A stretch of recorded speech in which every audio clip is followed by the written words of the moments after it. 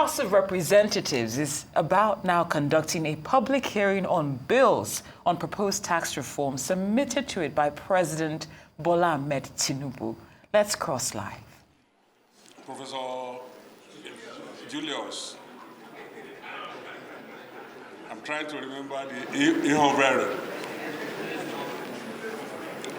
The leaders who are here seated, the former Deputy Speaker, the zonal leaders who are seated, the Deputy Chairman, of course, my able, honorable colleagues of this committee. I welcome you all, our invited guests, gentlemen of the press, ladies and gentlemen. You are all welcome to this public hearing on the tax reform bill.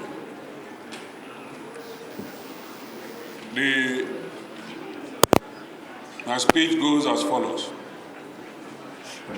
For many decades, our tax laws have remained largely unchanged.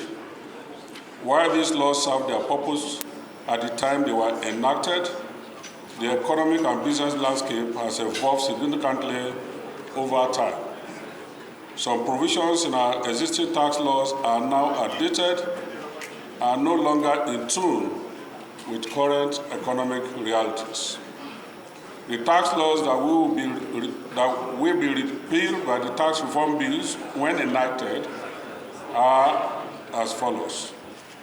The Companies Income Tax Act 1979, the Value Added Tax Act enacted in 1993, the Personal Income Tax Act enacted also in 1993, the Income Tax Authorized Communications Act enacted in 1966, Capital Gain Tax enacted in 1967, Stamp Duties Act 1979, Casino Act 1965, Deep Offshore and Inland Basin Act in 1999, Industrial Development Income Tax Relief Act in 1971, Petroleum Profit Tax Act in 1959, that was the year I was born, Venture Capital Incentives Act in 1993. Most of these acts have been amended severally over the years. Since 2019, successive finance acts have been introduced to provide quick fix amendments to some of these archaic provisions. However, these amendments have been piecemeal and have not comprehensively addressed all the issues within our tax system.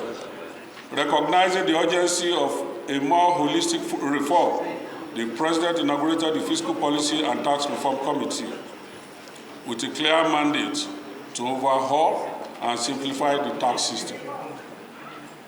This committee worked assiduously to produce these tax reform bills, which collectively aim to create a tax structure that is fair, efficient, and effective in revenue collection. These bills are set to ensure proper tax administration while making compliance easier to taxpayers. Why the tax reform?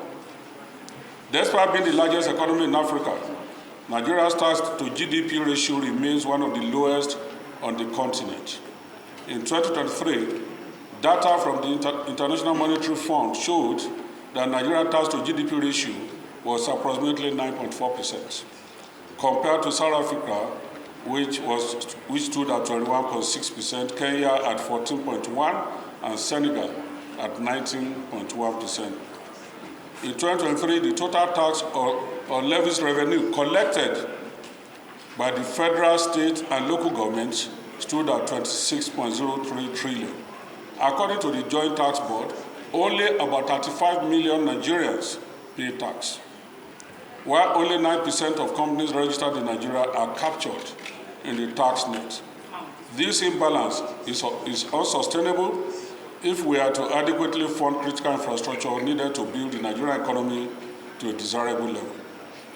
Experts have estimated that Nigeria requires 3 trillion, 1.8 quadrillion over the next 30 years.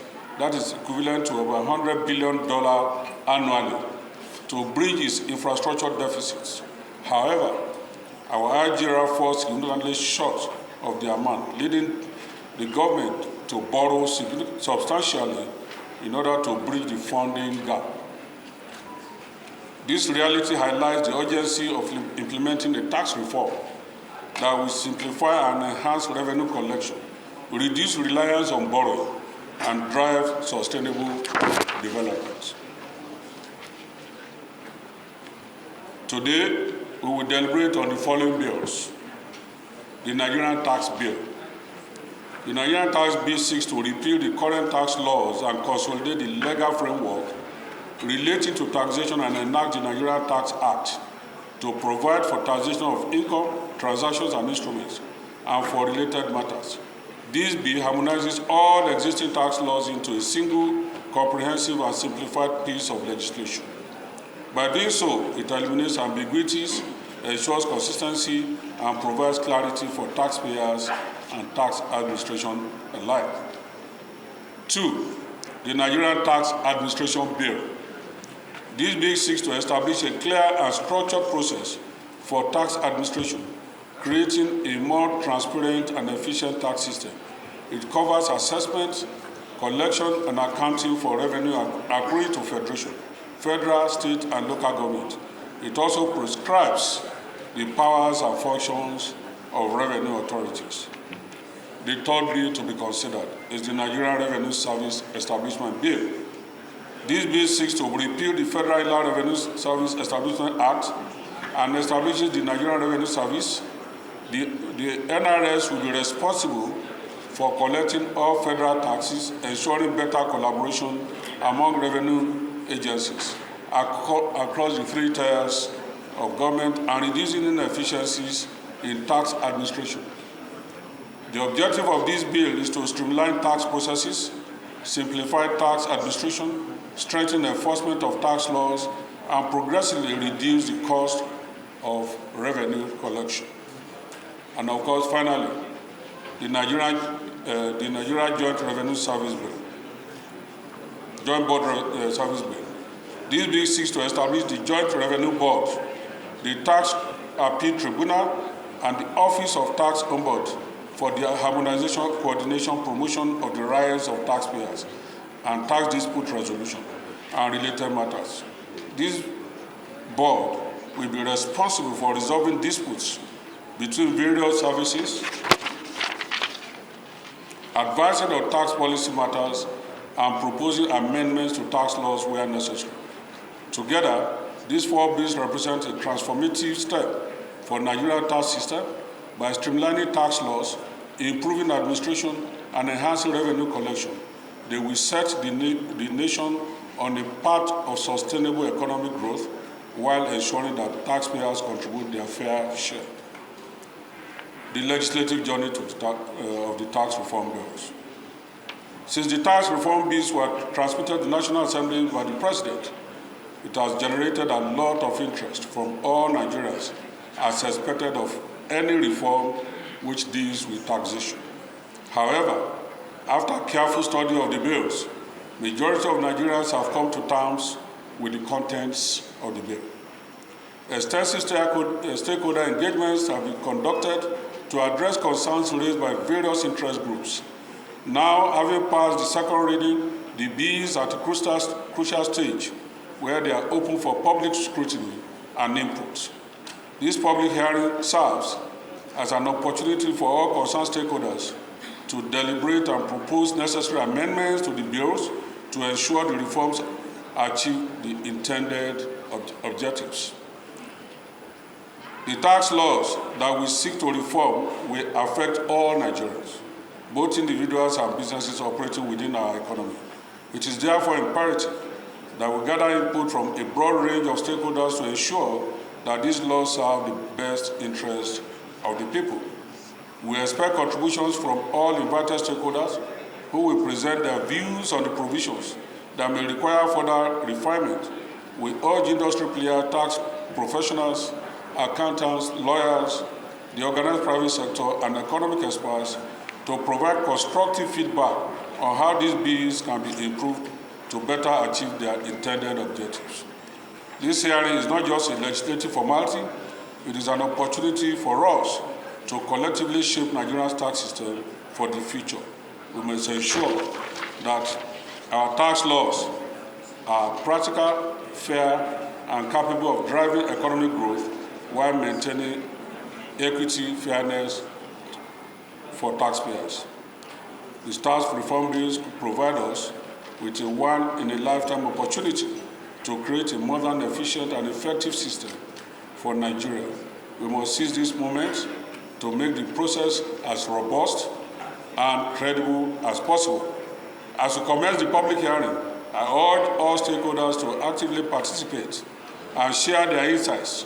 Your contributions today are invaluable to ensure that these legislations will help shape the policies that will govern taxation in Nigeria for generations to come.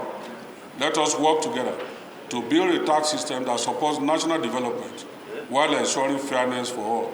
Thank you, and I wish you all a productive and insightful deliberation. God bless Nigeria. Thank you.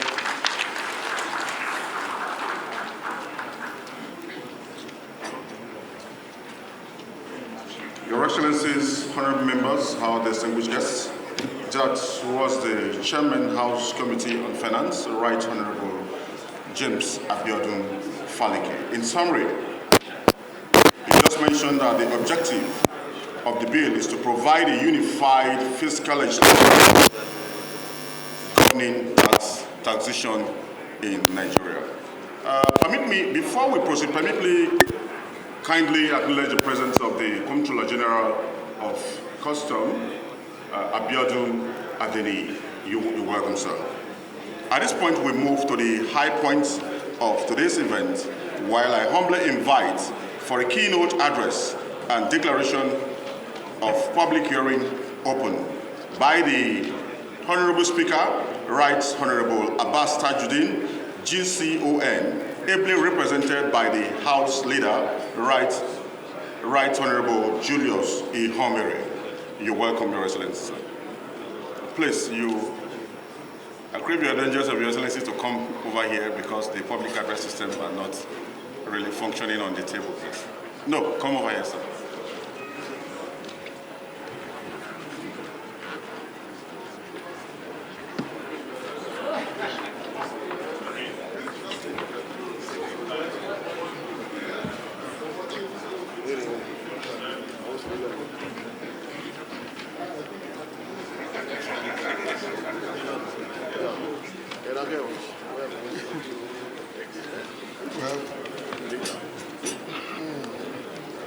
Please, you may be seated. Kindly be seated.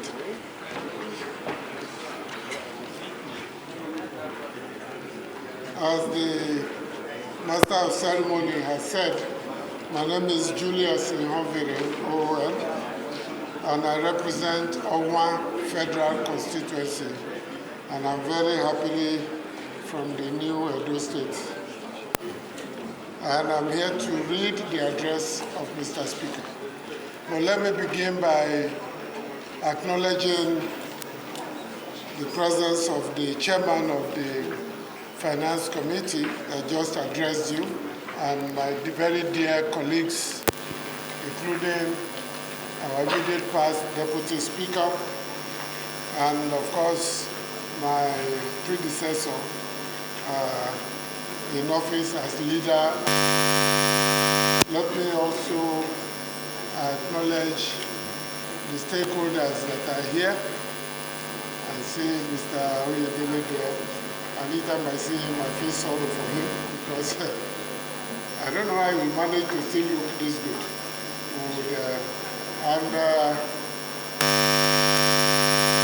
Customs, thank you very much for being here. Many years ago, when he was my student, he didn't have this much power. I had the power then. But now he's a very powerful man with, the highest decorations in the Customs Service. Congratulations to you. And many others that are here, I welcome all of you. Let me proceed to read the Speaker's address as written. Distinguished colleagues and invited guests, I have the pleasure to welcome you to this public hearing on the tax reform bills before the House of Representatives. We have invited key stakeholders, including MDAs, business leaders, tax experts and administrators, representatives from the private sector and civil society organizations to take advantage of this platform to provide useful contributions that will guide the House in the consideration and passage of the tax bills. I would like to thank the stakeholders and all Nigerians that are here for their enthusiastic response.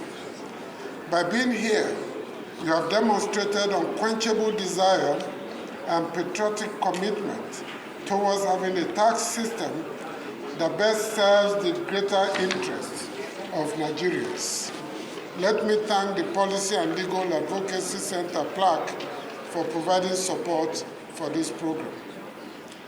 This 10th House recognizes the critical importance of the tax reform bills, the anxiety among Nigerians and the desire of the government to revamp our economy through an improved tax system, and resolve to ensure a thorough legislative process that is open, transparent, and inclusive. It is for this reason that we created a special committee chaired by Honorable James Faleke to oversee the legislative process. This committee includes members of the House Committee on Finance and co-opted members from the 36 states of the Federation and the Federal Capital Territory. This arrangement is to ensure inclusive representation and broad-based deliberation on the proposed bills. I thank the Honorable Chairman and members of the Special Committee on the Tax Reform Bills for the good work done so far, and urge the committee to diligently drive the process to its logical conclusion.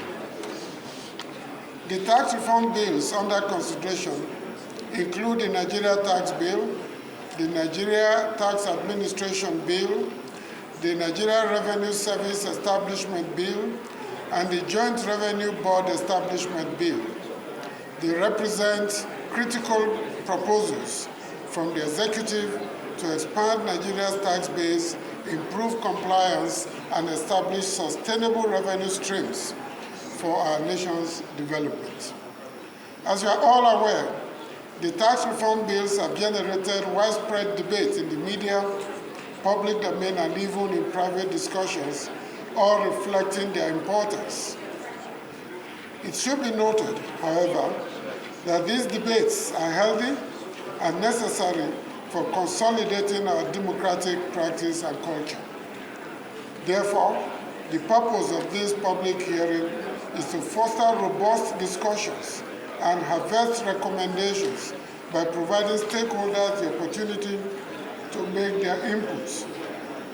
Importantly, this public hearing will help us identify areas requiring amendment, clarification, and improvement, while also considering the compatibility of these bills with the 1999 Constitution as amended and other extant laws.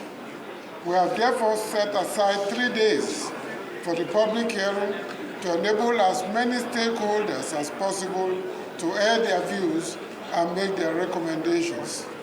Honorable colleagues, ladies and gentlemen, the journey to this public hearing has been characterized by a number of critical activities in the legislative process of lawmaking. First, the House held a pre-legislative hearing on the proposed tax reform bills on November 18, 2024. This gave us the opportunity to interact with the proponents of the bills and other tax experts and administrators. Through the interaction, the honorable members gained a comprehensive understanding of the bills and appreciated their provisions, enabling them to identify contentious and controversial areas. Subsequently, further consultations were made with members interfacing with their constituents including state governors, all in a bid to build consensus and produce bills that align with the interests of the executive, the legislature, subnational governments, and Nigerians. The bills were then considered on the floor of the House and unanimously passed for second reading. Right from the onset of the 10th House, we identified tax reform as a key priority area in our legislative agenda because of the central role of tax in achieving sustainable economic growth and development. In every modern state, taxes are the bedrock of public revenue, providing the resources required to deliver education, healthcare, infrastructure, and security. Yet, Nigeria, despite being Africa's largest economy, struggles with a tax to GDP ratio of just 6%, which is far below the global average and the World Bank's minimum benchmark of 15% for sustainable development. This is a challenge we must address if we are to reduce our reliance on debt financing and ensure fiscal stability and secure our future as a nation. As we interact today, let me reiterate that the proposed tax reform bills aim to diversify our revenue base, promote equity, and foster an enabling environment for investment and innovation. The President Bola Ahmed Tinubu administration is deliberate in the administration's tax reform programs, ostensibly to improve Nigeria's tax to GDP ratio by streamlining and broadening the tax base. However, as representatives of the people, I have continued to hold the view that we must approach these reforms thoughtfully, understanding the potential implications for every segment of society. Taxes should be fair, transparent, and justifiable, balancing the need for public revenue with the burdens they impose on individuals and businesses. The House will, therefore, scrutinize these bills thoroughly, ensuring they align with the best interests of our constituents and the nation at large. We owe this duty to Nigerians, and as the People's House, we must always accommodate the people's interests. Honorable colleagues, ladies and gentlemen, I urge you to approach this public hearing with an open but critical mind. I urge stakeholders to feel free to make insightful contributions and raise any concerns agitating their minds on these proposed bills. Together, let us seize this opportunity to bring forth a tax system that serves the best interests of all Nigerians. Let me assure the stakeholders present here and all Nigerians that the House will give deserved attention to every contribution while working assiduously to ensure the passage of the bills. As I conclude, let me use this opportunity to thank Nigerians for their support, understanding, and patience. There will be light at the end of the tunnel. In fact, there is light at the end of the tunnel. With these few remarks, it is now my pleasure to formally declare this public hearing open. We look forward to receiving the full report at plenary as soon as possible. Thank you, and may God continue to bless the Federal Republic of Nigeria. These are the words of Right Honorable Tajuddin Abbas, Speaker, House of Reps. Thank you very much for listening.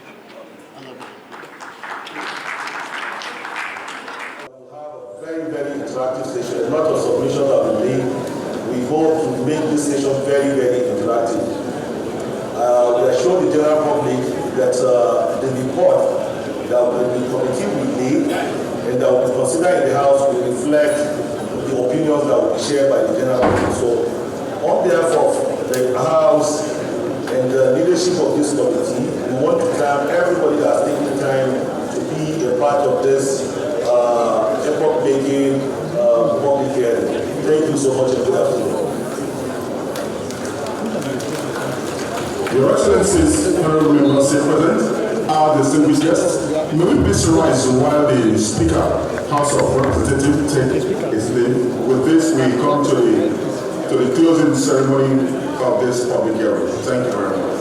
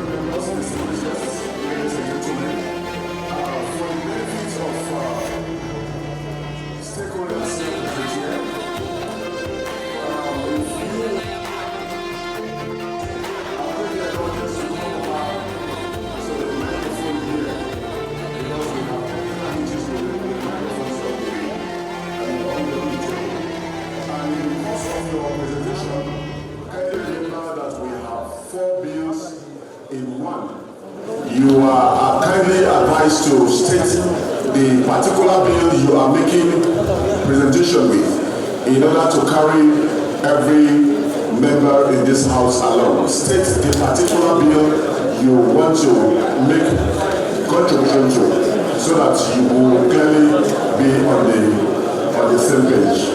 On this note, distinguished guests, ladies and gentlemen, I will humbly yield the microphone to the Chairman, House Committee on Finance, Rights, Honorable James Abiodun Falike, to take charge of the.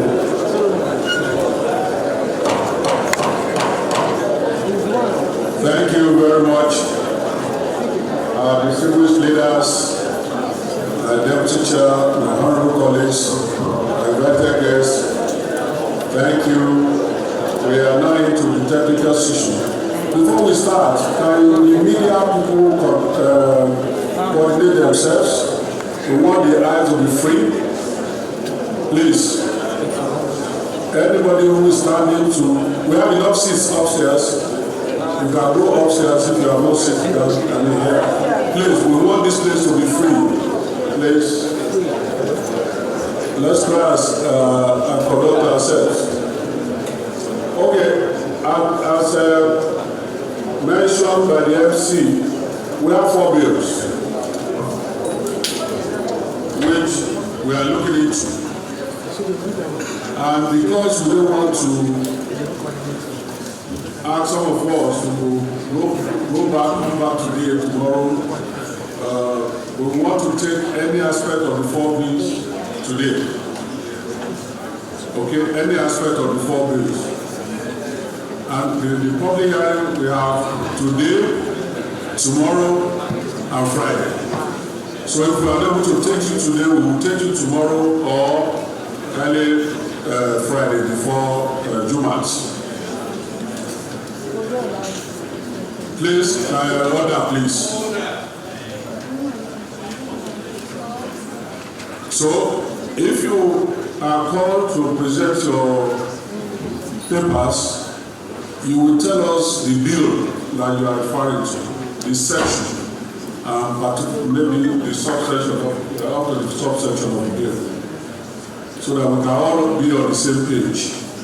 And then you make your presentation. We will take notes.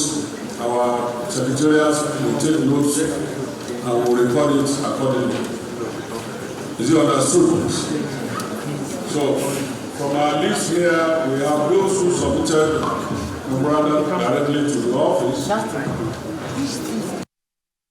Lady, are you here? Any lady, can you please? Any lady, can you please? Who is making the presentation? Okay. You have just 2 minutes.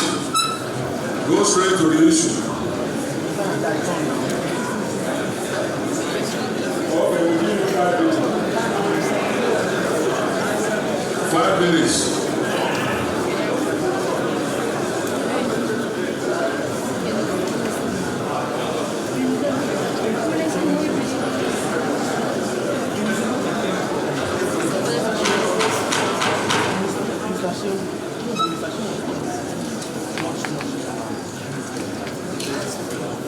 Before the presentation, please.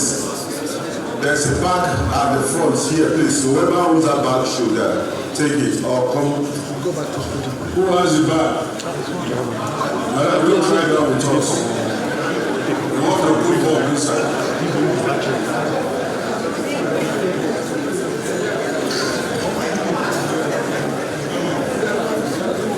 How can a woman leave her bag and the woman at home?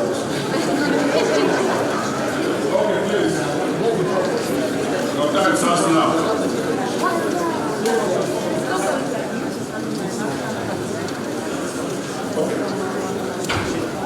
Hello. Good morning, Mr. Chairman, members of the House Committee. My name is Clement Okoro Efeyota.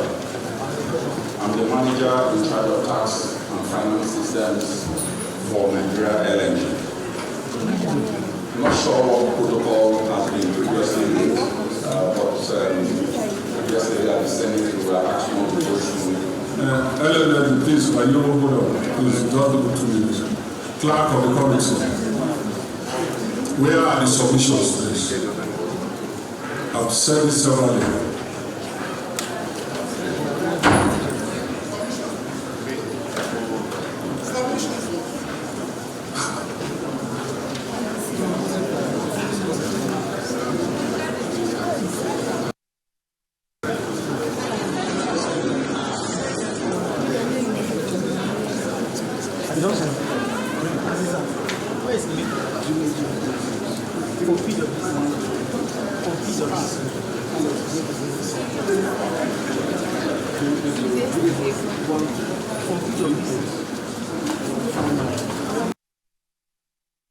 Please go ahead.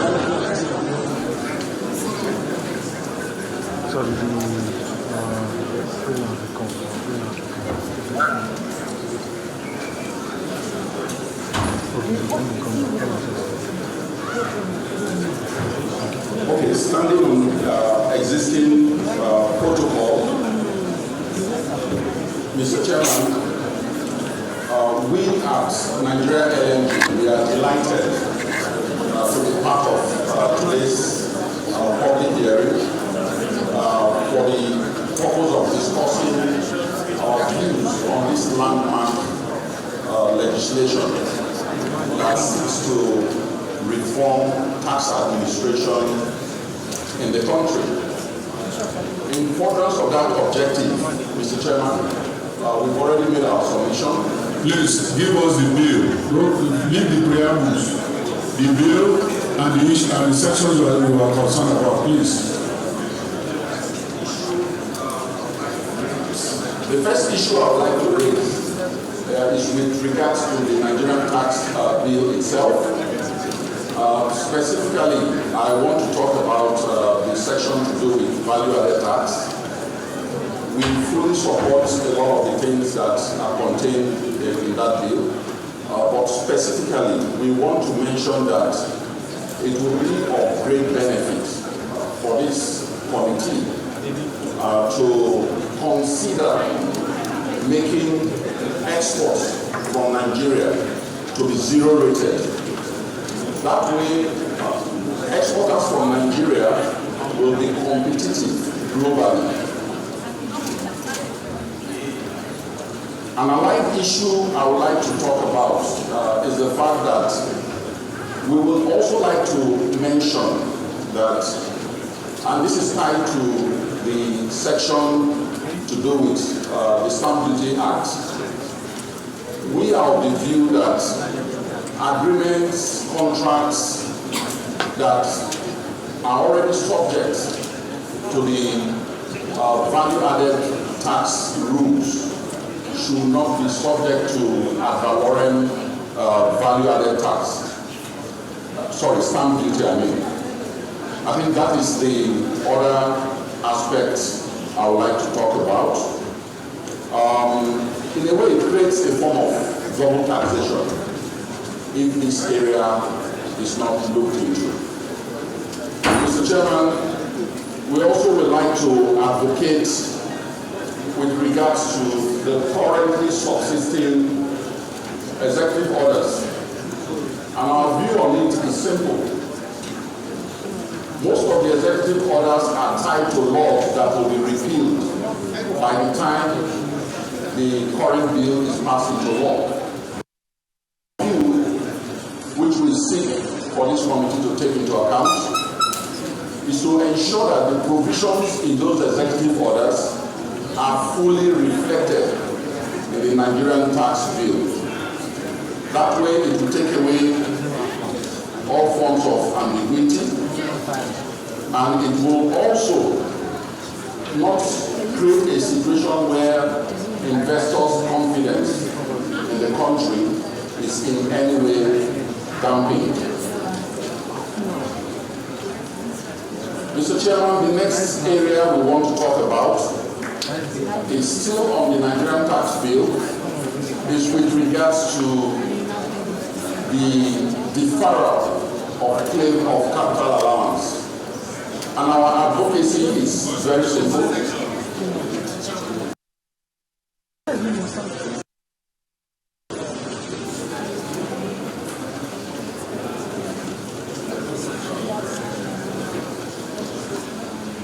That will be paragraph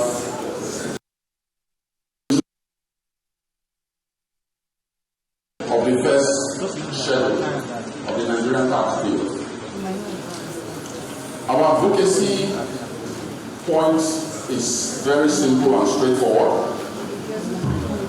We would like the bill as currently drafted to give full powers to taxpayers to be able to determine how they claim capital allowances. Doing so will not in any way shortchange the government, but rather it will create a situation where the government is able to receive in good time taxes that are due. So that advocacy point is what it is. Mr. Chairman, last but not the least, we will also like to draw your attention to the fact that by the time the Nigerian tax bill is passed into law, the Company Income Tax Act, among several other acts, will immediately be repealed. Mr. Chairman, I would like to draw your attention to Section 23, subsection 1K of the Company Income Tax Act, and to mention that this particular provision has not been reflected in the Nigerian tax bill. And this provision essentially is one that will truly benefit the Nigerian state. It's a provision that sort of grants tax waiver to companies that bring in income they earn abroad. Income types such as royalty, interest, and dividend. At this critical time of our economy, when we need foreign exchange inflow, should not be the time such a critical provision that encourages taxpayers to bring in foreign currency they earn abroad to be taken out of the proposed bill. Mr. Chairman, essentially, these are the main areas, but not to forget the fact that going to the Nigerian Tax Administration Bill at this point in time, there is also the new provision that will be found in Section 12 and Section 49 of the Nigerian Tax Administration Bill. There's a new provision that seeks to subject companies that produce LNG to a tax regime similar to what is obtainable upstream. Our point of advocacy is simple. A situation where the majority of companies that are subject to tax, company income tax regime, are not equally being made to pay tax instrumentally over a 12-month period, creates a kind of, permit my language, discrimination. It does not bring about equity and fairness. Mr. Chairman, we are clearly advocating that all companies that are subject to the current company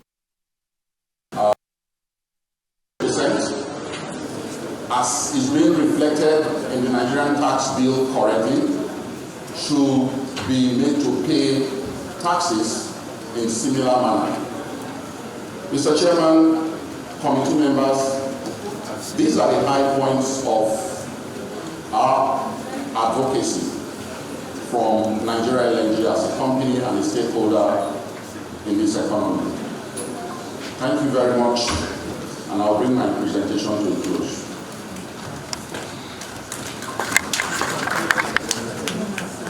Thank you, Ellen, and thank you very much for your presentation. Your points are well noted, and at the time of our own deliberations, we will take a proper look at them. Thank you very much.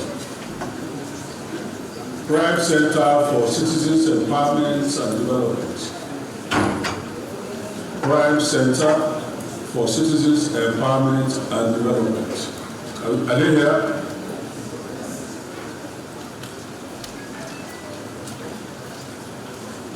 After that, the Nigeria of appraisers and cost engineers. 5 minutes, please.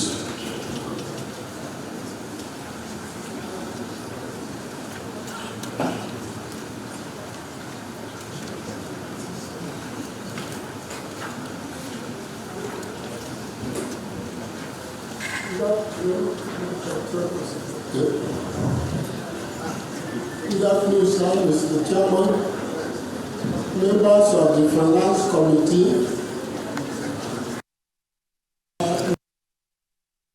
rest on the existing protocol. To say my name is Daniel Eke, the National Coordinator of Prime Center for Citizens Empowerment and Development. I think I am not going to bore us here, but especially because of the time constraint. I just want to summarize our views. Already we have submitted our views to the committee. So that I'll just give a brief synopsis of what is encapsulated in our submission. The first one is that the Industrial Inspectorate Department, RID of the Federal Ministry of Industry. Hello, mention the bill.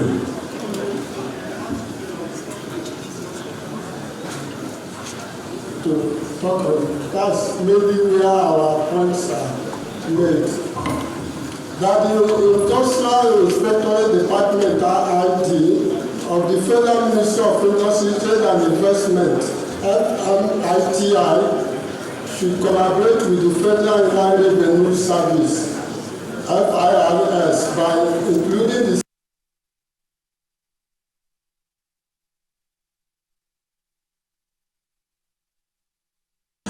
Mr. Daniel, what you are reading is not part of the bill before us.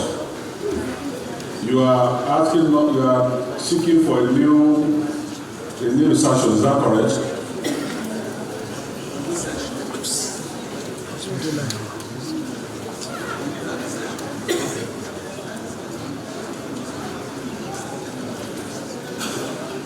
Mr. Daniel, what I'm saying is this: the bill before us does not contain the statement you are making. So you need to tell Nigerians that you are seeking for this and that to be included or excluded. Thank you. These points I'm going to make are captured in the Nigerian tax bill. Maybe I'll go ahead again and take it here, so that the Industrial Inspectorate Department (RID) of the Federal Ministry of Industry, Trade and Investment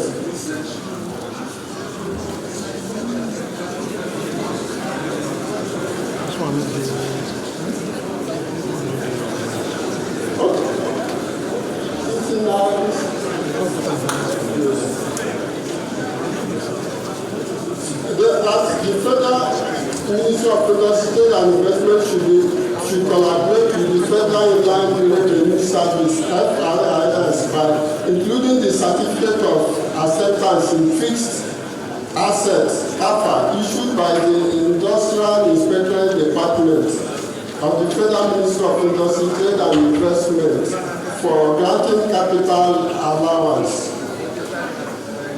Then the other issue will be this one is in a commission that the RID Department of the Ministry of Industry, Trade and Investment should be allowed to investigate the claims before the issuance of certificate of acceptance. Then the last one in our point is that we gave some foreign examples where this collaboration between agencies are carried out. And if Nigeria we need to adopt the same something in order for us to meet international best practices. So in that regard, if we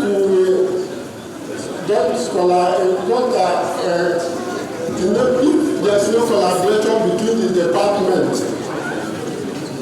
and FIRS, there will be no such international business best practices in this regard. Then our prayers specifically, I'm going to say to our prayers now. The first one is that the certificate of acceptance of new or additional investment value should remain a statutory requirement for the computation of capital allowance and should be included in the first schedule, line 18 of the bill, that is HB 1759, page C 4843 of the bill. Then the second prayer we are seeking or asking for is that the Minister of Industry, Trade and Investment should be responsible for supervising the processing of the Economic Development Incentive Certificate through the Nigeria Investment Promotion Commission.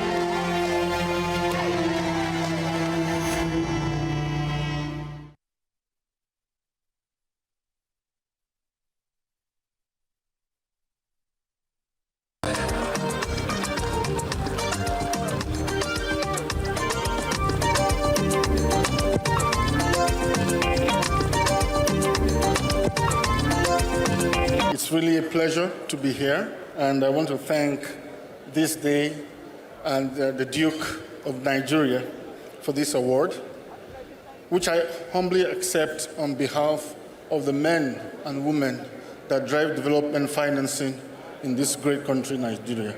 Thank you very much.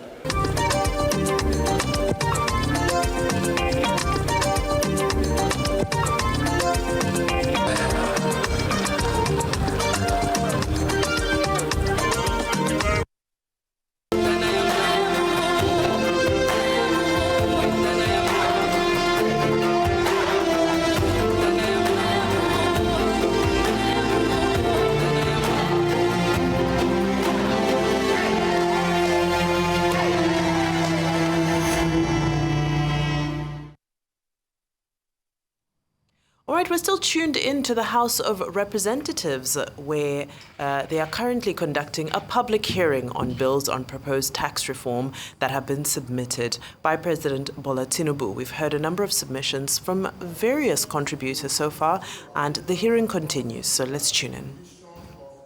Set of engineers, which is mandated by NSC to promote valuation, cost engineering, and engineering and economic practices in Nigeria. Our concern is on Section 27 of the proposed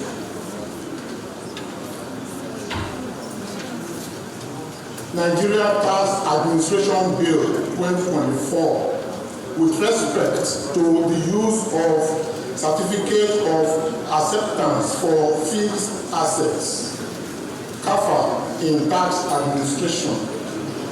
We hereby invite this honorable committee to note that the need for checks and balances necessitated the Industrial Inspectorate Act, CAP 18 laws of the Federal Republic of Nigeria 2004, which empowers the Industrial Inspectorate Department, IID, of the Federal Ministry of Industry, Trade and Investment to carry out investigations into any proposed new and existing undertaking involving capital expenditure, and in particular for the purposes of determining the investment valuation of the undertaking.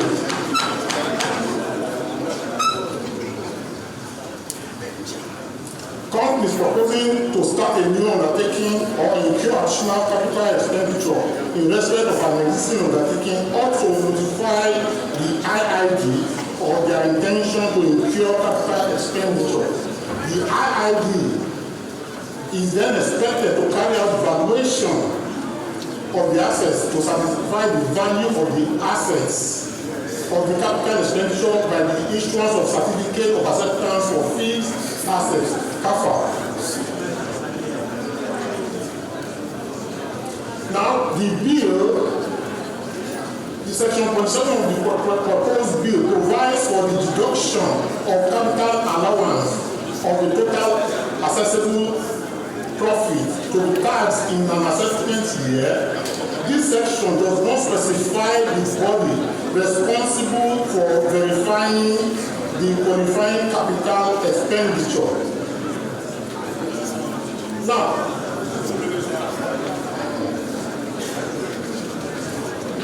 the absence of CAFA will mean that the Federal Inland Revenue Service will rely solely on the use of invoices, receipts, and audited accounts of companies as sufficient instruments for determining the value of an asset. Okay, go straight to your point. Go straight. Don't tell us the procedures. Go straight to your point, please.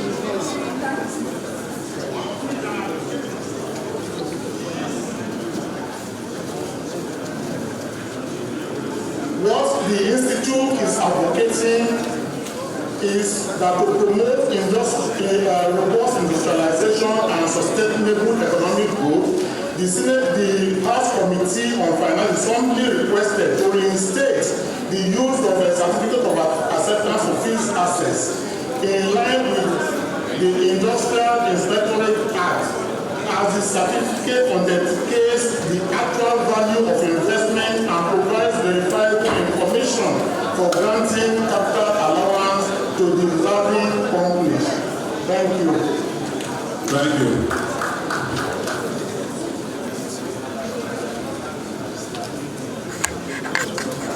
National Council for Managing Directors of Licensed Custody. National Council for Managing Directors of Custody.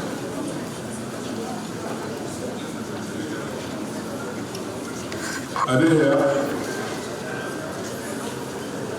Fiscal responsibility. After fiscal responsibility, tax lawyers and advisors for.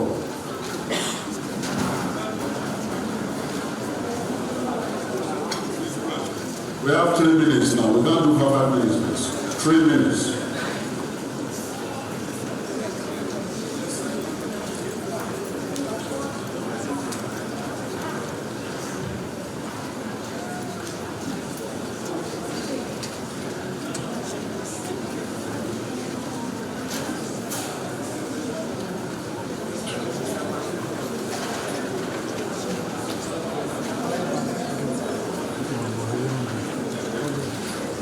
Distinguished Chairman and members, I want to thank you for this opportunity.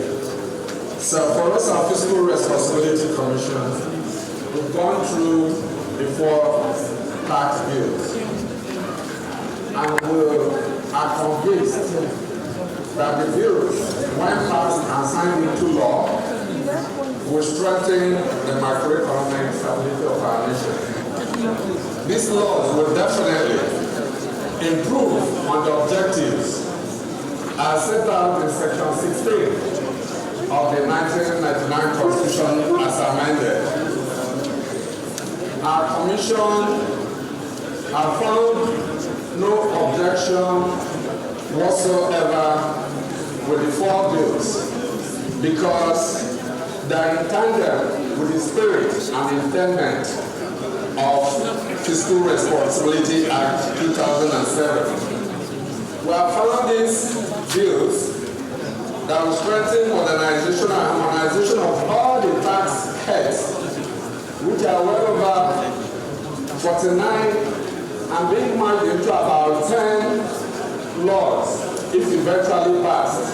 It will make for easier operation of the tax system and will make collection a lot easier. It will also support small businesses. We also find it that it will also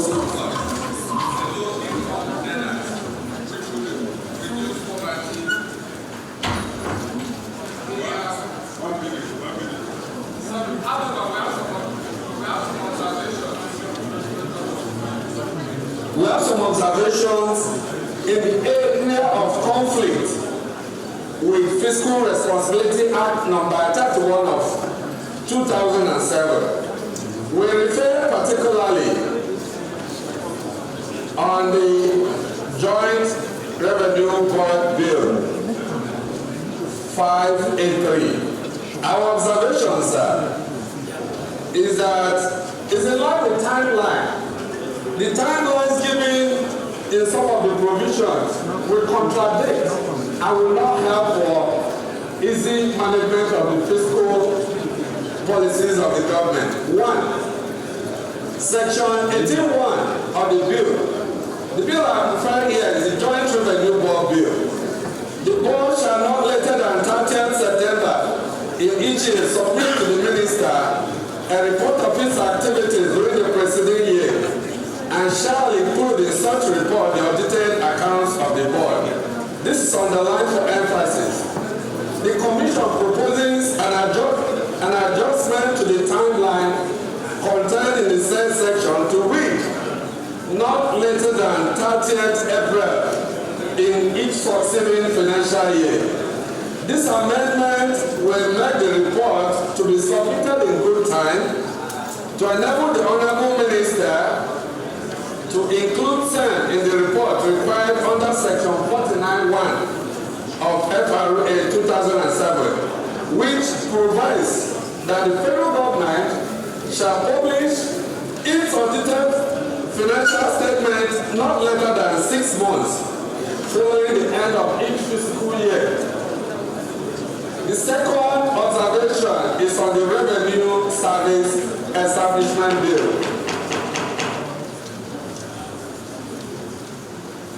Section 24 of the proposed bill provides that the service shall not later than 30th September in each year submit an estimate of income and expenditure for the succeeding year for the purpose of appropriation to the National Assembly. For the purpose of avoiding conflict that might arise in future, sir, it's our considered opinion that it's important that this submission is made not later than August, 30th of August of each succeeding year, in order to align with Section 21, Sum 1 and 2 of FRA, which clearly provides and is critical that the government, corporation, and agencies of government listed in the schedule to this Act shall not later than 6 months from the commencement of this Act and for every 3 financial year thereafter of each second year cause to be prepared and submitted to the minister their scheduled estimates of revenue and expenditure for the next 3 years. So what we are talking here is to make for planning so that the National Assembly can get... Thank you. Thank you. We understand your points. Thank you. Your time is up.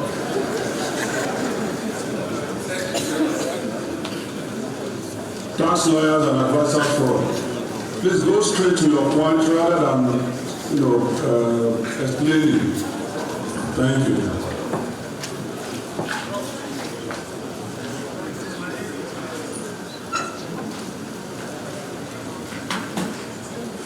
My name is Dr. Ochenehi Dominic. I represent the Tax Lawyers and Advisors Forum. Because of time constraints, I'd like to just briefly touch on the bills that we have mentioned here. We have actually touched on the entire 4 bills. The Nigerian Tax Administration Bill 2024, the Nigerian Revenue Service Establishment Bill, the Joint Revenue Board Establishment Bill, and the Nigerian Tax Bill. We have forwarded our opinion as a body to the office that is concerned with this process. I will officially adopt the memoranda that we have submitted, touching on all of the bills. Because of time, we will not be able to look at them chapter by chapter. We have done a detailed work, particularly section by section, that we felt things that are expected to be done there, and we also adopted all that we have submitted. I thank you very much for listening to me. Thank you very much. Thank you. Federal Minister of Industry, Trade and Investment.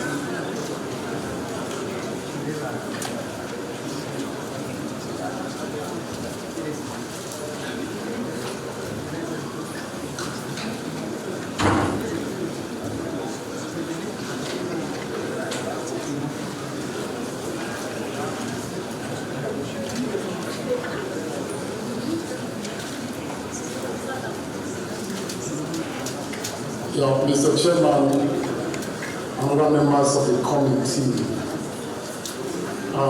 the Federal Ministry of Industry, Trade and Investment agrees, of course, completely with the tax reform bills, but has observations, particularly on the Nigerian Tax Bill 2024. On 2 areas, and these 2 areas apply to both mandates that are presently prevalent in the ministry. The mandate on industry and the mandate on trade and investment. In section 1982 and 3, I'd like to call attention to the fact that the Export Processing Zones Associations organized a conference in Lagos last week. The Minister of Trade and Investment was present, and it was a very chaotic meeting. And all of that has to do with the reactions and the commentaries on Section 198(2) and 3, Section 57, and some particular clauses in the second schedule.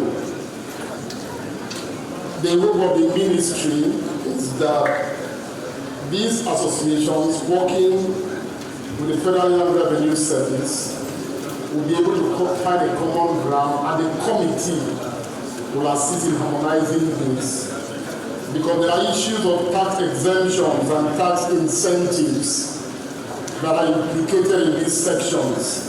And it is important that Nigeria's industrial environment and growth is not affected by what law comes out.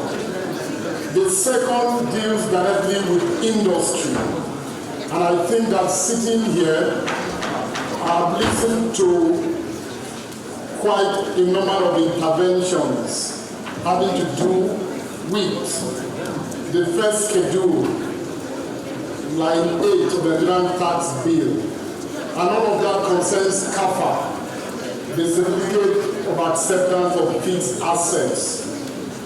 And the concern of the ministry is simple, is on emphasizing the significance of this certificate for new and additional investments in granting capital allowance, and to seek the indulgence of the committee that this be captured.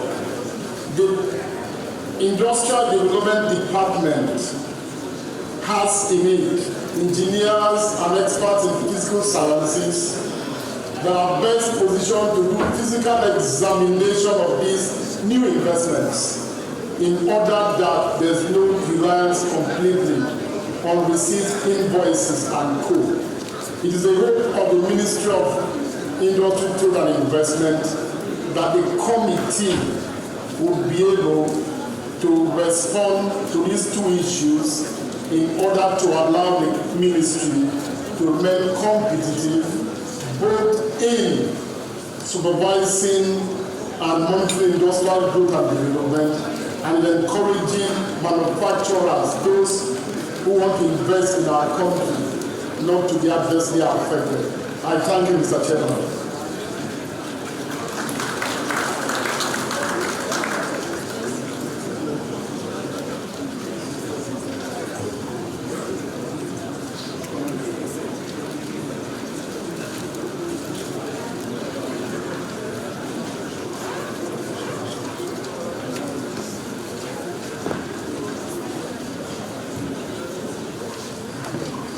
Association of National Accountants of Nigeria. Are you here, please? 3 minutes, please.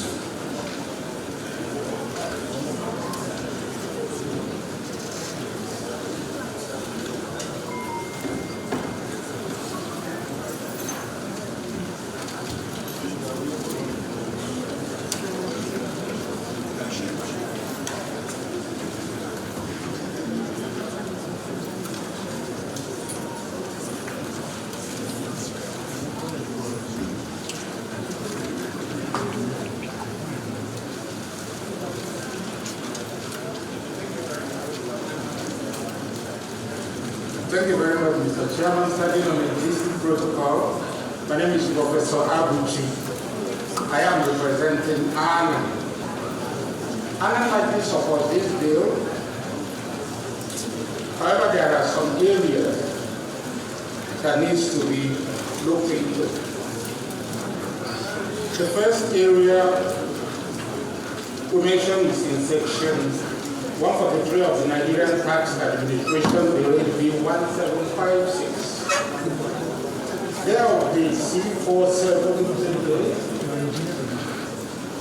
appears to be conflicting with what is written in section 243 of the Nigerian Tax Bill, page 175-9, page 140, where on one hand is talking about the fixed assets of 100 million, while in the other bill is talking about the fixed assets of 250 million. Please to be clarified. Then on the second one is the area of the professional services, where the professionals are said to be defined as people or professional services means services provided by an individual or a firm having specialized knowledge, skills, and qualifications in specific fields, but now including consulting, planning, or support services, but excluding artisan and vocational services. What we feel that should be read is there in our submission already made. There is another area I need to talk to. It's on section 59 of the Nigerian tax bill, the area of the development area, where the bill seeks to, by 2030, to seize the third form. We feel that this agency has, over the years, performed excellently well, and seizing it from 2030 may not be ideal, but it needs to continue. We enumerated in our submissions what we think should be done so that it will eventually encapsulate and the continuance of third forms, so that education will not suffer. Then on section 32 of the Nigerian Tax Administration Bill, the tax agent accreditation by the relevant tax authority appears to be encroaching on an existing law of CITF. In countries where you have accreditation by the tax authorities, they do not have separate bodies of Central Institute of Taxation of Nigeria. This needs to be harmonized. Then we are looking at the classification of industries or companies, where practically section 56 tax rate on Nigerian tax bill HB 1759 has practically removed the medium-sized companies. We feel, as we enunciated in our submission, that it has to still separate and still give room for small, medium, and large companies. These are our submissions, while other ones and our suggestions are there encapsulated in our write-up. Thank you so very much. Thank you very much. NNBC.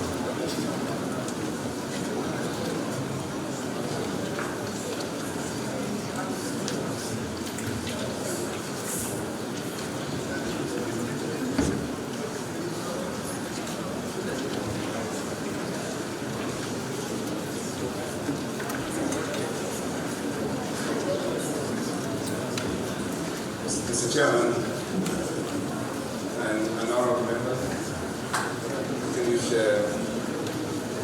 ladies and gentlemen, first of all, I'd like to thank you for the opportunity to say a word and to also highlight, I'm sure the Chairman and others will agree, that our United States saying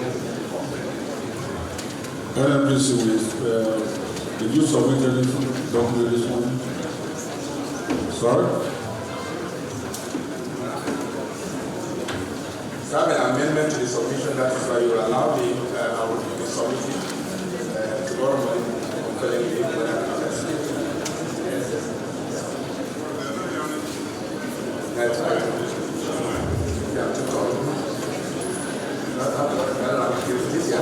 Okay, here we have the bench.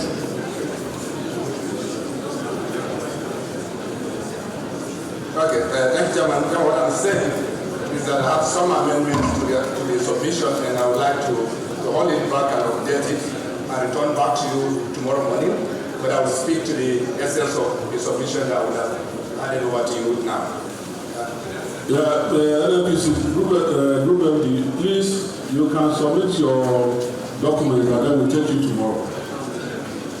Please, we'll take you tomorrow. Or Friday, any day you want out of the two. Okay, thank you.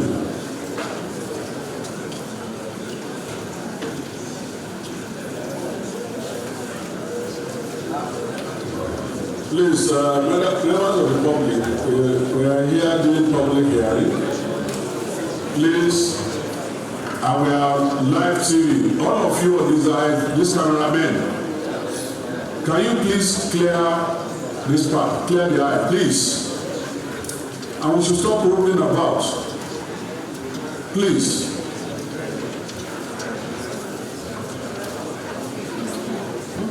Chairman of the Press Corps, House of Reps, can you please take charge? We don't want to walk anybody out of here. Thank you.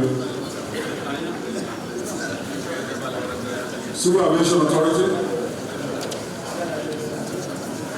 Indian Civil Aviation Authority, are you here? Retired industrial inspectors of industrial inspectorate. We have had all these inspectorate. Are they here, retired inspectors? You are retired, but not tired? Please take the mic.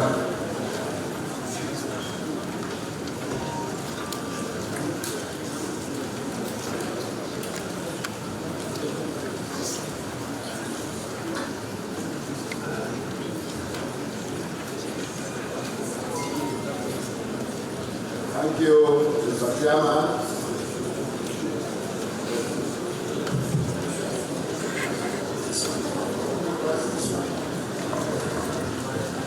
Thank you, Mr. Chairman. My name is Mr. Retiree. On behalf of the retired industrial inspectors of the Industrial Inspectorate Department of Federal Ministry of Industry, Trade and Investment, wish to make this presentation. We are retired though, but we have experience over 30 years in carrying out fiscal inspection of companies on capital undertakings that qualify for certificate of acceptance and capital allowances. In view of the proposed amendment of the Nigerian tax bill, especially section 1759, and as an interested stakeholder, we wish to express our deep concern over the exclusion of the Industrial Inspectorate Department from the proposed bill. The fiscal inspection of companies' assets entrusted to the Industrial Inspectorate Department before the issuance of certificate of acceptance in order to validate the capital allowance is based on the following reasons and procedures, among others. To confirm the existence of these assets, for example, the plants, machinery, equipment, furniture and fittings, computer softwares, office equipment, vehicles, shipping vessels, aircrafts, among others. To evaluate the fiscal conditions, operational status, and most importantly, the fair market value of the assets, to prevent overstatement or misrepresentation of the assets in the financial statements or asset registers submitted to the FIRS, to ensure that the fiscal assets are in use by the company for the year under claim. Ownership verification, to confirm ownership or resolve disputes about leased, financed or pledged machinery. Reconcile the fiscal structures as buildings, fences, roads, etc. with the drawing details. Our request, therefore, the House Committee on Finance is kindly requested to consider and reinstate the mandates and operations of the Industrial Inspectorate Department as outlined in the Industrial Inspectorate Act 18 of Law Federation of Nigeria 2004 regarding certificate of acceptance for new and additional investment value, that the certificate of acceptance should remain a statutory requirement for granting capital allowance to companies by the Federal Inland Revenue Services. Thank you for this opportunity. Thank you, our brother. May you continue to enjoy your retirement benefits.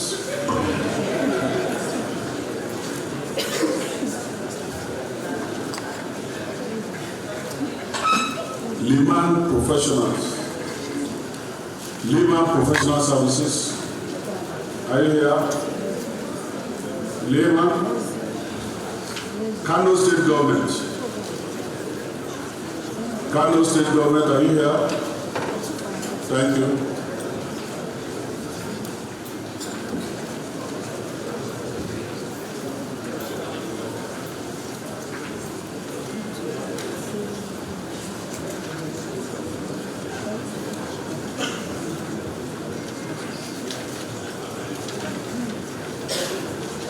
Chairman,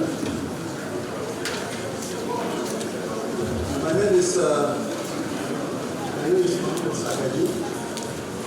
I'm representing the government and people of Kano, and I'm making a summary of the memorandum you have submitted for your consideration. Mr. Chairman, let me make one or two general observations first. They should be put on record that the government and people of Kano are in support of reforms. And in particular, we are in support of fiscal reforms that would expand the fiscal space in this country and that would engender efficiency in the operation of the fiscal system. We think that it's unrealistic to expect Nigeria to survive on revenues that are barely 10% of our GDP.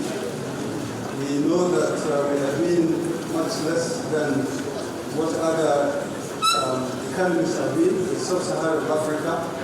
We are doing much less than, we are doing worse than countries like South Africa and Rwanda and Ghana and so on.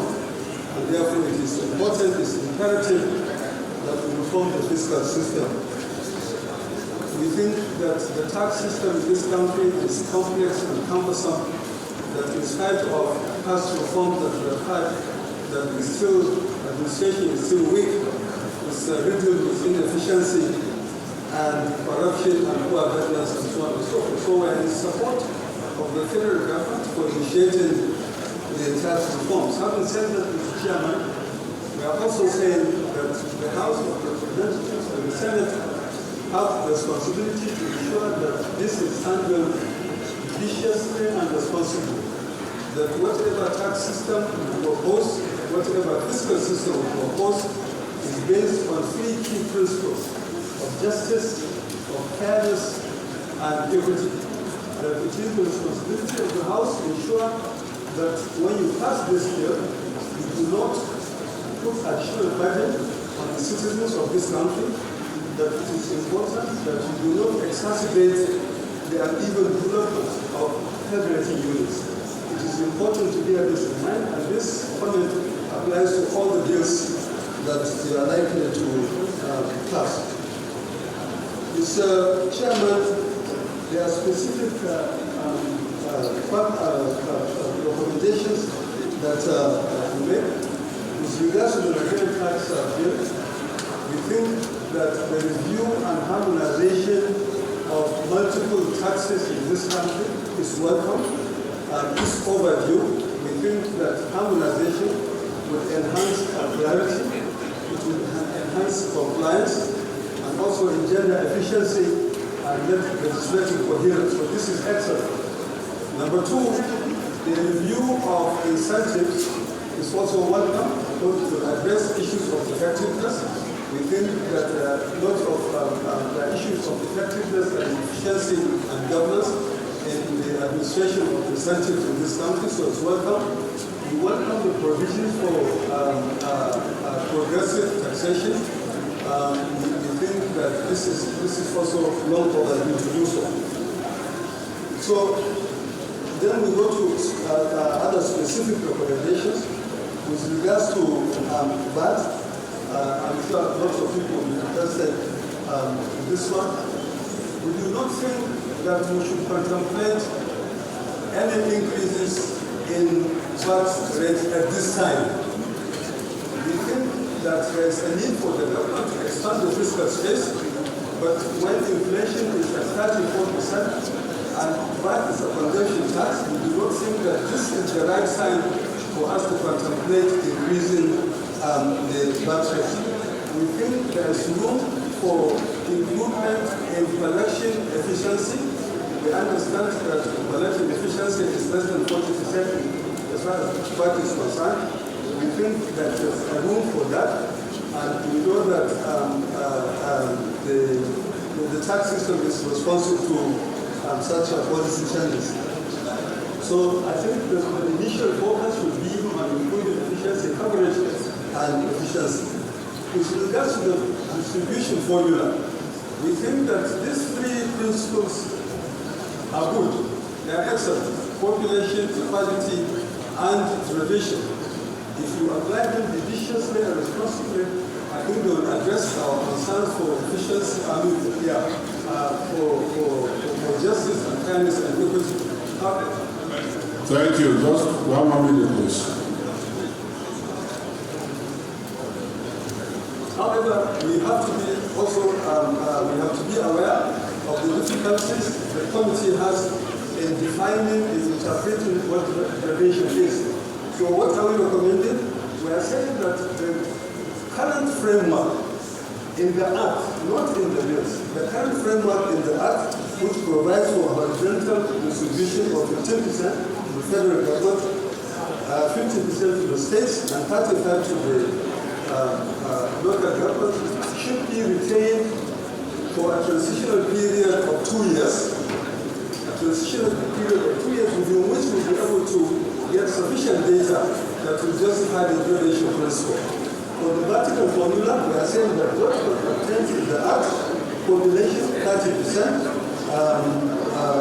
equality 50%, and duration 20% should also be retained for a transitional period of 2 years. I mean, that can be negotiated maybe 2 years or 1 year, but it's for us to be able to understand exactly what data we use in having the duration principles.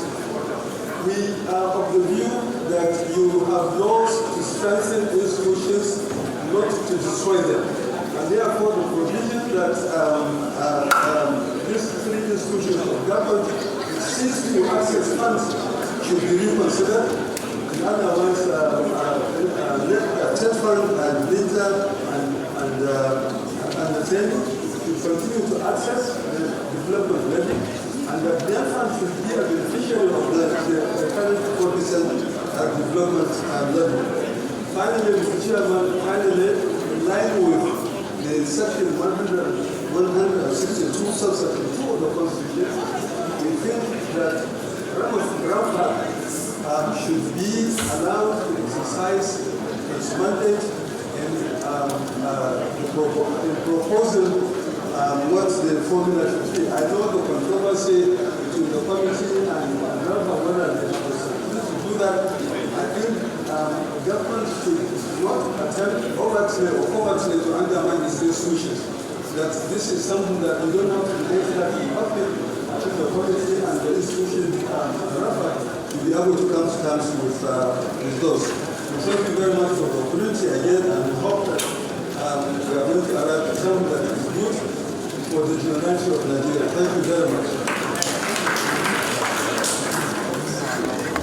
Thank you, Colonel. Another person wants to amplify. But if I may ask, Carlo, then when you get there, you can answer. Are you not part of the Governors Forum? Just want to have an idea. If you are part of the Governors Forum, yes. And secondly, there is no aspect of this bill that seeks to take away the powers of grandfather. For better clarification for records, there is no aspect of this bill that seeks to take the powers of grandfather.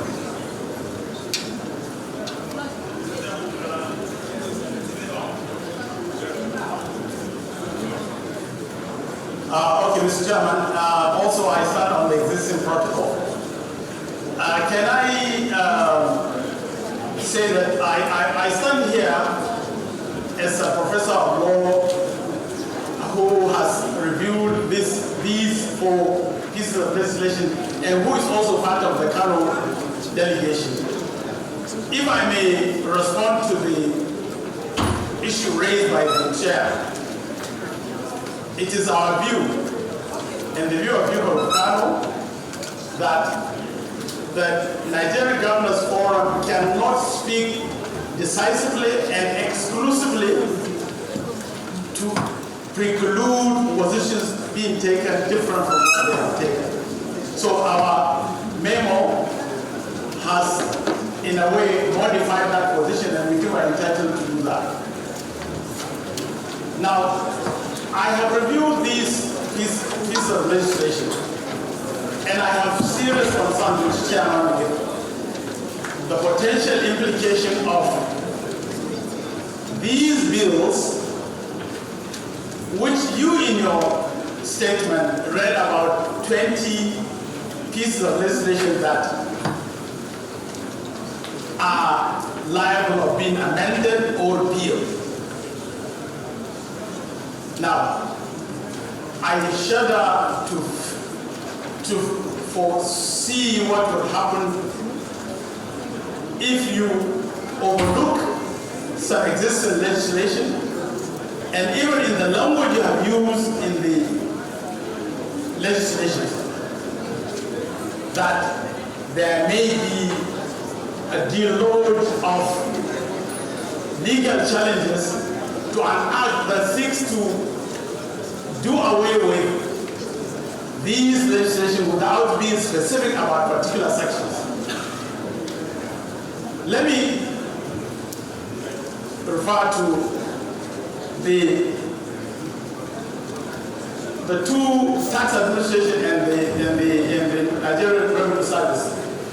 Both pieces of legislation in section 7 and 141 have used the language of notwithstanding, meaning that they want to exclude that whatever these pieces of legislation have not approved of or admitted, then they will amount to have no effect.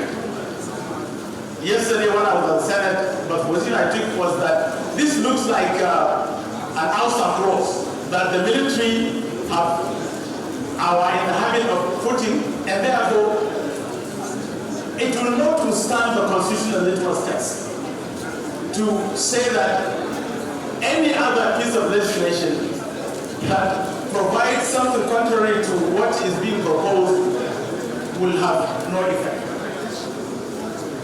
Related to this is section 141, where an introduction is made of the supremacy of clause.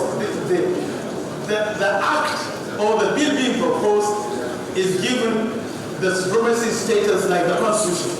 Only the Nigerian Constitution has supremacy, and therefore, if you were to enact any of these bills, and you enact them on the basis that they are spring over any other law which will contradict them, I think that would be wrong.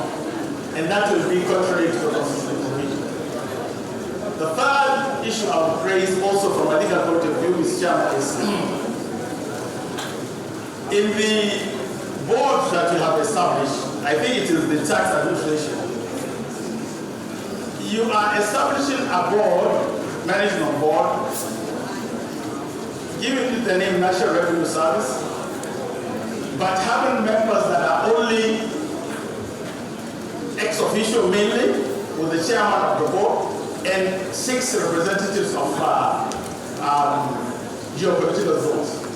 I think this goes contrary to the federal character of this nation, and that you either call it Federal Revenue Service Board, in which case you can have any number of official members, or if you want to make it truly federal, then you should have each state represented on that board. My preference is that it will be wrong to have such a bill or such an enactment that looks federal in outlook but also subsumes state interest in it.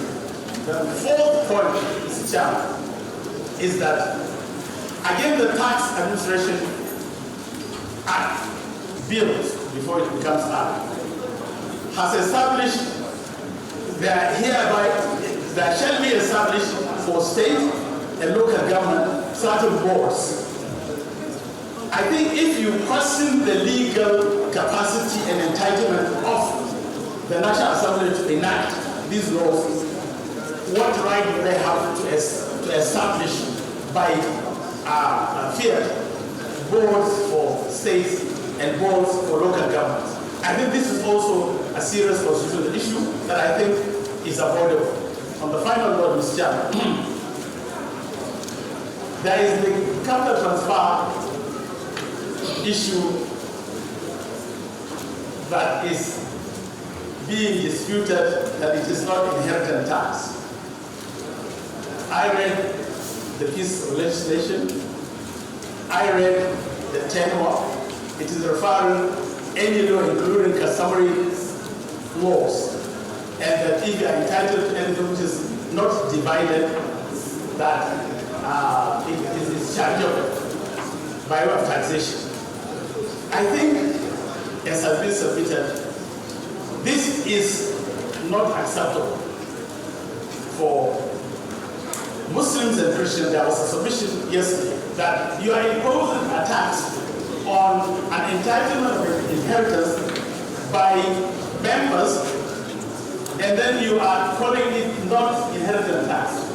Yesterday I used the example, if it quacks like a duck, swims like a duck, behaves like a duck, it probably is a duck.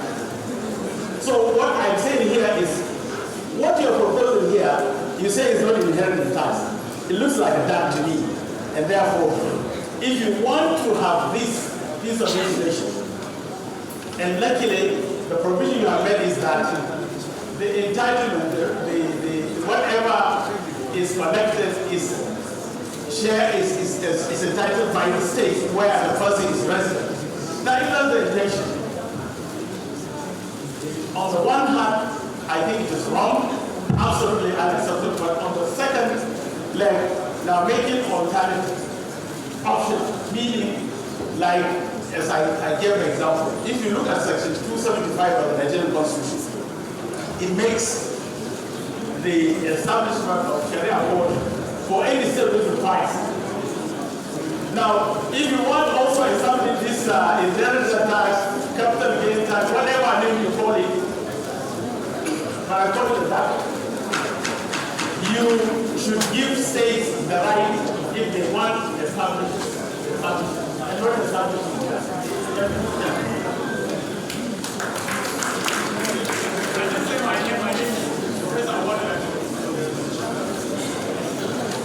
Thank you, Prof. Thank you very much. I didn't see your red caps.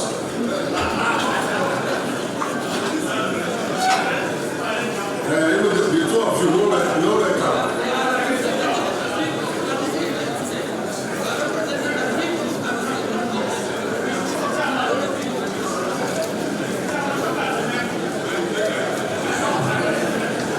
Thank you. I believe Mr. Taiwo and Chairman FRS, you are also taking notes. We will give you your time to respond to some of these issues that they have raised. Thank you very much, sir. Well, the Citizens Network for Peace and development in Nigeria. Are they here? Thank you.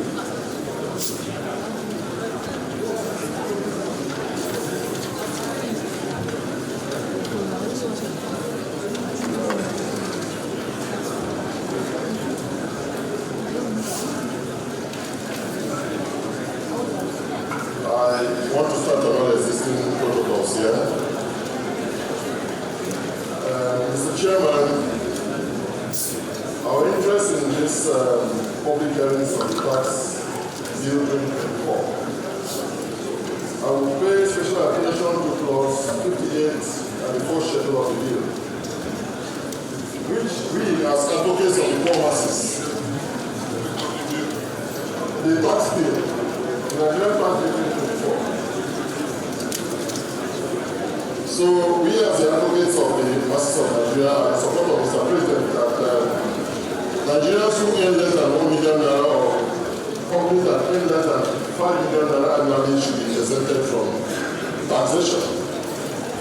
And also an overview as Nigerians, if we don't administer the revenues collected from tax properly, it will scare foreign direct investments in Nigeria.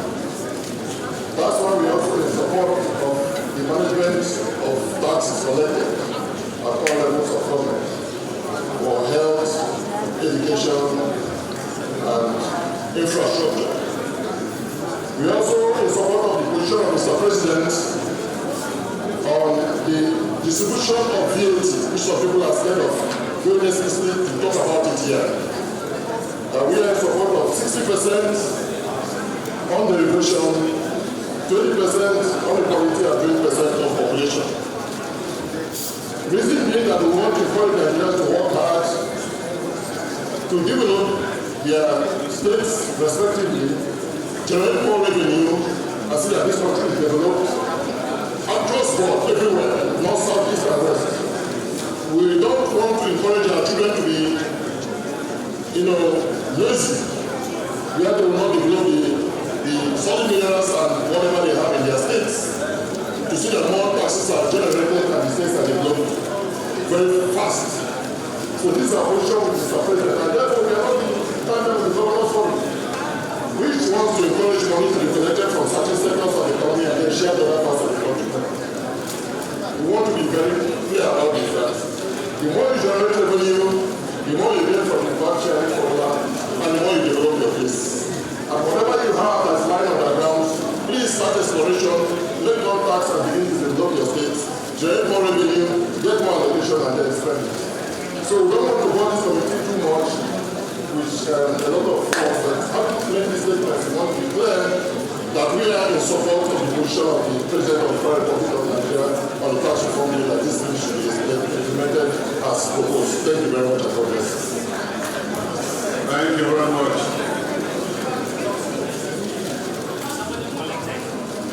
NEPSA, Nigeria Export Promotion Zone, Export Processing Zone. Are you here? Is NEPSA here, please? Law Field Partners, baristas and solicitors. Are they here?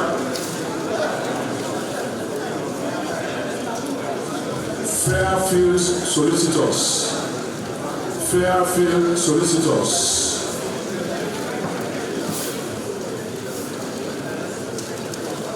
ICANN. Institute of Chartered Accountants. All right, thank you.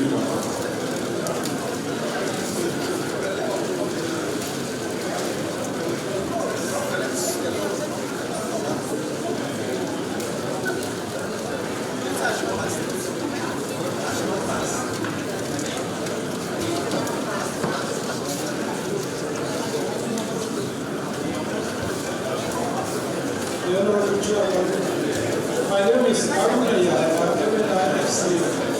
I'm the Vice President of the Institute of Chartered Accountants of Nigeria.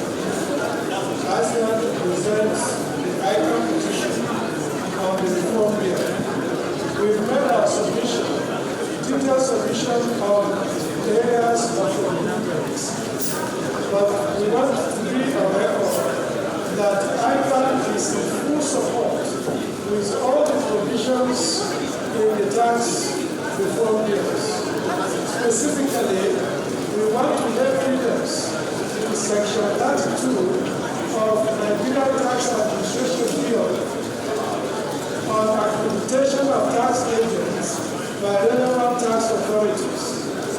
We are fully in support of it as it is well aligned with the international best practice. I can give 10 countries that are using this model, whereby tax agents are being regulated by the tax authorities. The relevant professional bodies should concentrate on setting standards and examining worthy professionals. Some of these countries that are using this model as we have in the bill are Australia, tax practitioner board, regulate tax agents. The board is the Department of Australian Tax Authority. Canada, Canadian Revenue Agency, CRA, regulate tax preparers and consultants through CRA's represent a client program. United Kingdom, His Majesty Revenue and Custom HMRC regulate tax agents through HMRC agent strategy and professional standards units. United States, Inland Revenue Service of US regulate tax return preparers through annual filing season program and a rolling agents program.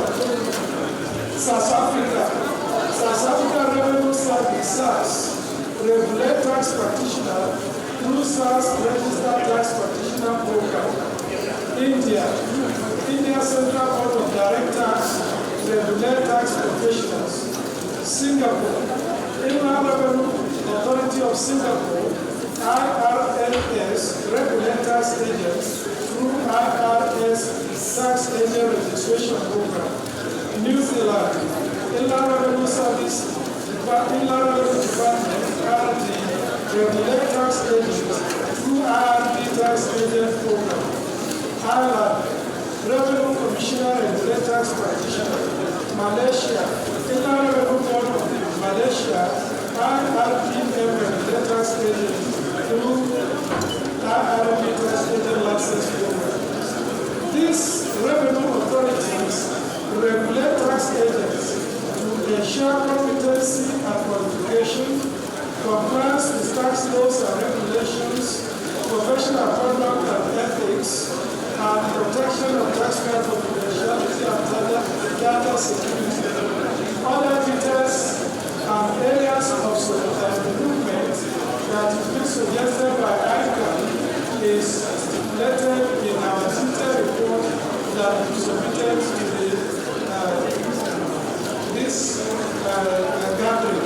So on that note, ICANN stands fully to support this, particularly this and it is in line with international best practice, and Nigeria should not be part of the international community. So we support it, and we think it should be retained. Thank you, sir. Thank you very much. Thank you. Chama is your transition. Chama is from the time. Please come on.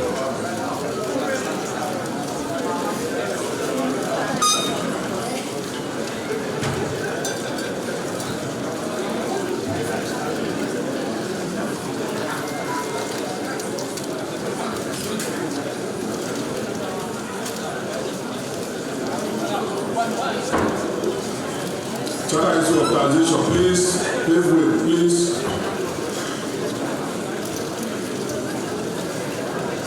After him, Association of Nigerian Transition Students.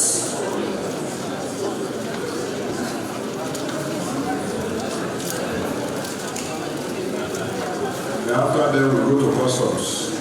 Please.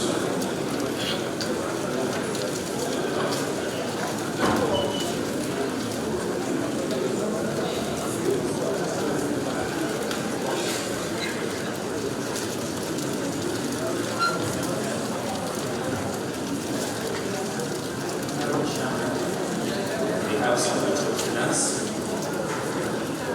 honorable members, our leaders. My name is... Order, please.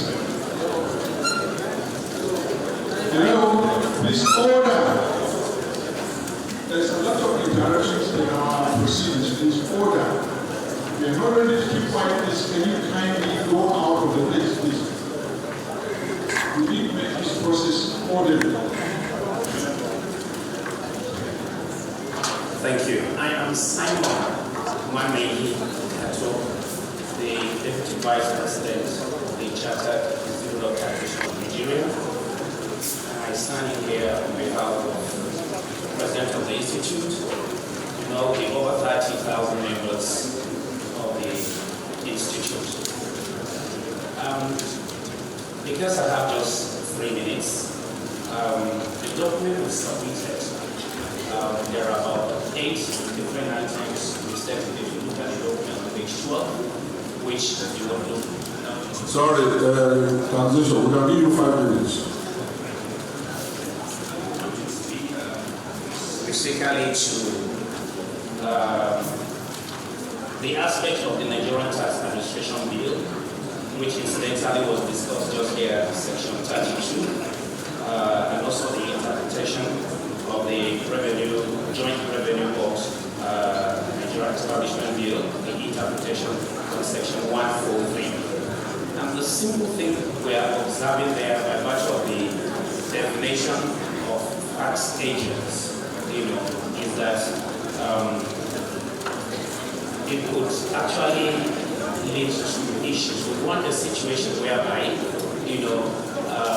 tax practice as it is not just left to every or any professional body, but to be strictly regulated, not so that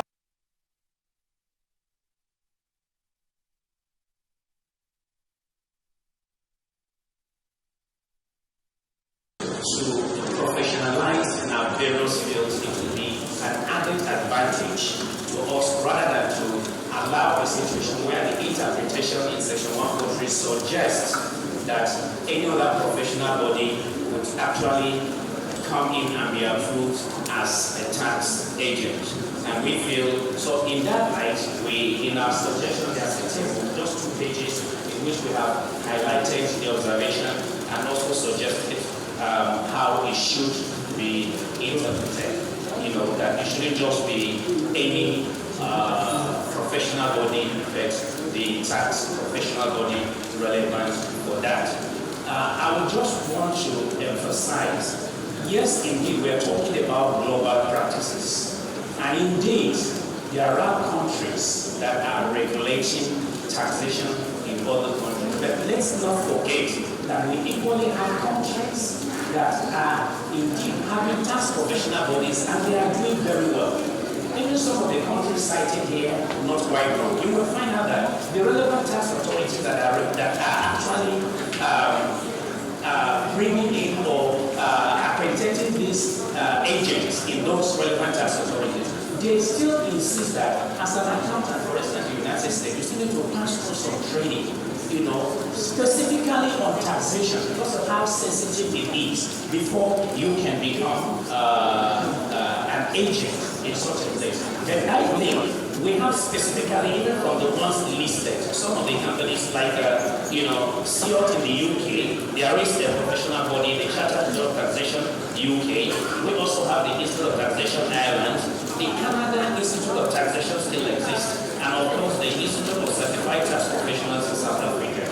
All these ones, including our near country here, Ghana and others, we are of the opinion that we should please be more allowed to specialize. Today, we are having students and we are having universities that are indeed, offering taxation courses. And I think it is encouraging that we allow us to try and progress. I just wanted to emphasize on this one point. The rest of the narratives will be already narrated in just 2 pages, which we will go through on all areas that can offer contribution. Because I must say clearly that the Institute stands by these very bills. We are in support, except for this observation that we want to report Thank you very much.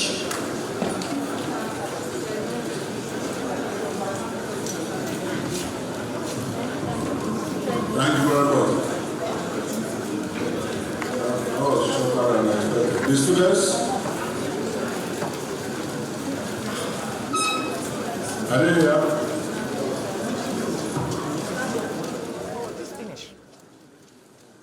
Live broadcast of the public hearing on the proposed tax reform bills conducted by the House of Representatives in Abuja.